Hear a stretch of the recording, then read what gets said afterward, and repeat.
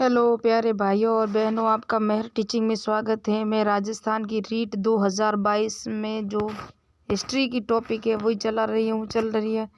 Start हो गए हैं और ये नेक्स्ट दूसरा वीडियो है हमारा। इससे पहले मैंने आपको सिंधु घाटी सभ्यता का फर्स्ट वीडियो दे दिया था और ये सिलेबस है सिंधु घाटी सभ्यता और ये फर्स्ट यूनिट है जो हिस्ट्री की है। रीट एसएसटी लेवल भारतीय सभ्यता संस्कृति एवं समाज, इसका फर्स्ट टॉपिक ही सिंधु घाटी सभ्यता है। तो वो हम देख रहे हैं अभी। राजस्थान माध्यमिक शिक्षा बोर्ड की कक्षा 9th और कक्षा 11 तीनों में सिंधु घाटी सभ्यता के जितने टॉपिक दिए हुए हैं वो आपको मैं सब पढ़ा रही हूँ। नेक्स्ट में हम पढ़ेंगे वैदिक सभ्यता के, जो राजस्थान बोर्ड में बुक में जो भी टॉपिक है वो सिर्फ उसी के अकॉर्डिंग हम चलेंगे। ये कक्षा 6 है, सामाजिक विज्ञान। ये देख सकते हो आप। इसी के अंदर जो टॉपिक दिया हुआ है वो मैंने आपको पहले पढ़ा दिया है। अभी वापस वहीं से स्टार्ट करेंगे जहाँ से हमने छोड़ा था। वैदिक सभ्यता नहीं पढ़ेंगे, अभी सिंधु घाटी सभ्यता ही पढ़ेंगे। तो चलते हैं पेज नंबर 114 पे। तो पहले हमने पढ़ा दिया था आपको हमारे अतीत में से ये इतिहास के स्रोत, पुरातात्विक स्रोत, साहित्यिक वंशावलियाँ, ये सब फर्स्ट ग्रेड की हिस्ट्री टॉपिक में है, हमारे रीट में नहीं है। और इससे पहले ये सिंधु घाटी सभ्यता वो नेक्स्ट वीडियो में हमने पढ़ा लिया है। ये कौन कौन से स्थल हैं, कितनी पुरानी है, नगरीय सभ्यता है, कौन कौन से स्थल हैं। और यहाँ अब हम देखेंगे सरस्वती नदी। ये भारतीय संस्कृति में महत्वपूर्ण स्थान रहा इस नदी का। और इसके तट पर किसकी रचना हुई? वेदों की रचना हुई। यह कहना उचित नहीं कि वैदिक संस्कृति का जन्म इसी नदी के किनारे हुआ। इस नदी का उद्गम स्थल शिवालिक पहाड़ियों से माना जाता है। यह नदी हरियाणा राजस्थान से होती हुई कहाँ जाती है? कच्छ की खाड़ी में गिरती है। अरब सागर में नहीं गिरती, कच्छ की खाड़ी में गिरती है। यह नदी वर्तमान में है नहीं, यह लुप्त हो चुकी है। और प्राचीन साहित्य में इस नदी को सिंधु नदी की माँ कहा गया। किसकी? सिंधु नदी की माँ किस नदी को कहा गया?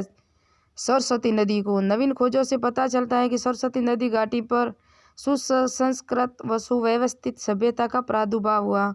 सैटेलाइट की तस्वीरों से यह इस नदी का संपूर्ण मार्ग क्या स्पष्ट दिखाई देता है हमको। और अब किसके आगे क्या है? ये सिंधु घाटी सभ्यता के कुछ प्राप्त मोहर हैं, सिंधु घाटी सभ्यता से प्राप्त कलाकृतियाँ हैं ये। तो पहले ये भी प्रश्न आया था कि सिंधु घाटी सभ्यता से क्या प्राप्त हुई है, जिससे हमको जानकारी प्राप्त हुई है। तो सिंधु घाटी सभ्यता से मोहरें भी प्राप्त हुई हैं। इस सभ्यता की विशेष बात यह है कि यहाँ विकसित नगर निर्माण योजना थी। हड़प्पा मोहनजोदड़ो दोनों नगरों को में अपने दुर्ग थे। हड़प्पा और मोहनजोदड़ो दोनों थी और दोनों के अपने अपने दुर्ग थे। ये जहाँ शासक वर्ग के परिवार रहते थे, शासक वर्ग यानी कि राजा के। प्रत्येक नगर में दुर्ग में एक बाहर एक उससे निम्न स्तर का शहर था जहाँ ईंटों के मकानों में नगर और लोग रहते थे। इस नगर के बारे में विशेष बात यह थी कि ये जाल की तरह फैले हुए थे, यानी सड़कें एक दूसरे को समकोण पर काटती थी। ये सिंधु घाटी सभ्यता की व्यवस्था थी कि यहाँ शासक वर्ग रहते थे और सड़कें समकोण पर काटती थी। ये नगरीय व्यवस्था थी। मकान ईंटों से बने थे, ये इनकी विशेषता थी। और ये नगर आयताकार खंडों में विभक्त थे। आयताकार, ऐसा अनुमान किया जाता है कि बाढ़ या आक्रमण के समय वे गढ़ की ऊंचाई पर जाकर शरण लेते होंगे। हड़प्पा के दुर्ग में सबसे अच्छी इमारत धान्यागारों की थी। इसमें हड़प्पा के दुर्ग में, मोहनजोदड़ो में नहीं, हड़प्पा में धान्यागार यानी कि जो अनाज रखने के कोठे होते थे। ये आयताकार की नदी के पास बनी होती थी। संभव नदी के रास्ते में माल व नावों को लाया जाता था, गोदामों में रखा जाता था। नगर में इसके बाग में भट्टियाँ थी जहाँ धातुकार, तांबे, कांसे, टीन की वस्तुएं तैयार होती थी। खुदाई में सभा भवन, बाजार, चौक, स्नान कुंड आदि मिले हैं। उनकी नगर नियोजन की सुव्यवस्थित योजना जानकारी देते हैं सबकी जो हमें मिले हैं। फिर है भवन यानी कि मकान। नगर में नाम जनसाधारण में रहने के लिए था। नगर का जो ना भाग था वो जनसाधारण के लिए ये योजनाबद्ध तरीके से बसाया गया था। भवन में ईंटों की मोटी दीवारें, खिड़कियां, दरवाजे अधिक पाए गए।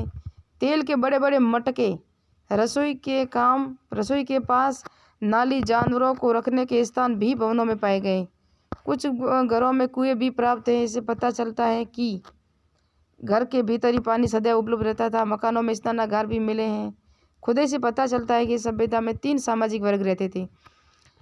हड़प्पा सभ्यता, सिंधु घाटी सभ्यता में कितने वर्ग में रहते थे? 3 सामाजिक वर्ग। एक शासक वर्ग जो दुर्ग में रहते थे, दूसरे व्यापारी वर्ग जो शहर के दूसरे भाग में, तीसरे मजदूर वर्ग जो आसपास के किसान जो अन्न पैदा करते और गाँवों में रहते थे। ये गाँवों में रहते थे।